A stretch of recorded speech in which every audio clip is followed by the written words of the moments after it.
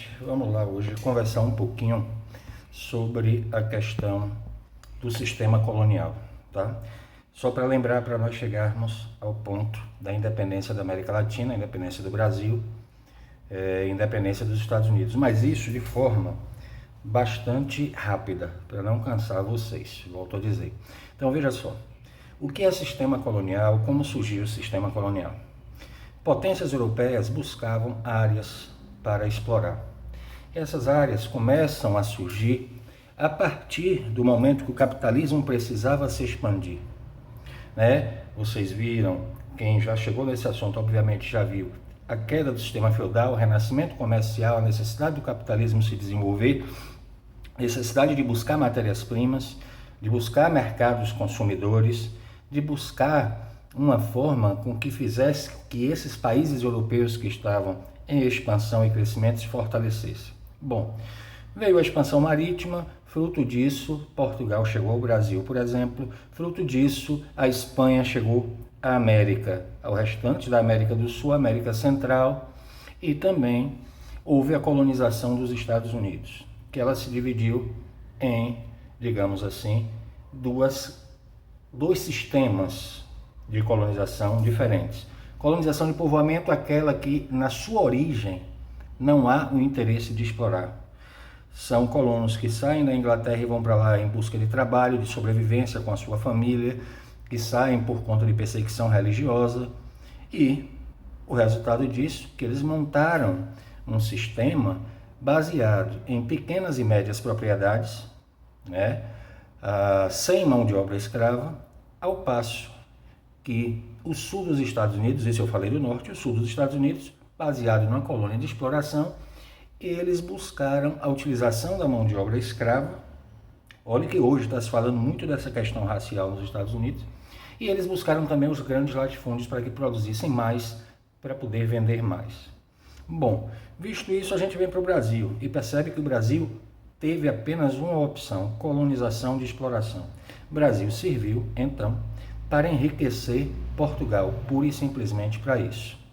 Nesse contexto do Brasil ser uma colônia puramente de exploração, nós aqui adotamos aquela organização baseada no grande latifúndio, que é a grande fazenda, a grande propriedade rural, que é uma característica até hoje. Por isso que nós temos movimentos sociais como Sem Terra, que buscam espaço para a agricultura familiar, para que eles possam produzir e sustentar seus familiares. Bom, tivemos também a escravidão como uma marca muitíssimo violenta na sociedade brasileira e que nós carregamos esses reflexos até hoje, tá? Os reflexos da escravidão, os reflexos da discriminação racial que nós carregamos até hoje. Bom, então nós tivemos o latifúndio, a escravidão e a monocultura. No nosso caso aqui, antes da escravidão, houve a extração do pau-brasil, com menor valor, menor expressão, menor importância.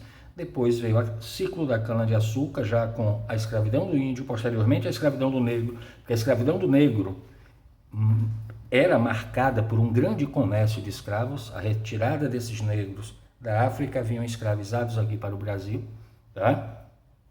E além de com quem ganhava com essa escravidão do negro? Ganhava o fazendeiro, que ia botar um indivíduo lá para trabalhar feito um animal, feito um bicho. Ganhava o traficante de escravo, porque vendia o escravo. Ganhava a igreja, porque recebia uma percentagem, 10% de cada escravo negro vendido. Bom, montou-se essa escravidão, montou-se essa colonização no Brasil, de forma extremamente desigual, criando já ali a gênese, o nascimento de uma sociedade desigual e preconceituosa e violenta. A partir dali, então, o desenvolvimento da cana-de-açúcar para exportar, para vender, para enriquecer Portugal. Portugal montou, então, esse sistema de exploração de cana-de-açúcar aqui, com uma grana emprestada dos holandeses e com um sistema administrativo baseado nas capitanias hereditárias. Posteriormente, adotaram o sistema de governos gerais, o que não significou o fracasso das capitanias, apenas uma tentativa de maior centralização do poder administrativo. Enfim, o que nos interessa é saber, principalmente, que esse sistema ele começa a ruir, ele começa a decair, a partir do momento que o capitalismo se desenvolve mais ainda, que o absolutismo para lembrar, poder absoluto nas mãos do rei, começa a ser questionado porque a burguesia se fortalece a tal ponto que começa a querer ter também o poder político. A partir daí, com ideias iluministas fortalecidas pela Revolução Industrial, pela consolidação burguesa, essas ideias começam a criticar esse sistema fechado, que era esse sistema colonial. Metrópole só comercializa com colônia, sistema colonial. As grandes potências começam a questionar e a apoiar a independência dessas colônias, como por exemplo a Inglaterra só não apoiou a independência dos Estados Unidos, que era a colônia dela, mas apoiou a independência do Brasil no sentido de que era interessante porque ela ia ter mais uma área para comercializar, já que somente na teoria Portugal poderia comercializar com o Brasil. E nesse sentido perdia-se a justificativa para manter um sistema colonial, para manter esse monopólio. Portanto, começam os movimentos separatistas. No caso aqui do Brasil, vale lembrar e fixar sempre, que aparece sempre em questões de prova, seja lá do Enem, de institutos federais ou até da sua própria escola, características da Conjuração Mineira, características da Conjuração Baiana. Lembrando que a Conjuração Mineira foi um movimento elitista e que teve muito a ver com a insatisfação da cobrança dos altos impostos na região da mineração. Quando a cana-de-açúcar entra em decadência, a mineração passa a ser a principal atividade comercial e para enriquecer Portugal. Posteriormente, será o café. Mas, nesse sentido, então, é importante perceber que enquanto a Conjuração Mineira ou Inconfidência Mineira foi um movimento elitista, a Conjuração Baiana foi um movimento popular. A Conjuração Mineira não criticava a escravidão. A Conjuração Baiana criticava a escravidão e chegava a discutir maior igualdade social. Então, nesse sentido, são dois movimentos separatistas, mas com características próprias, certo?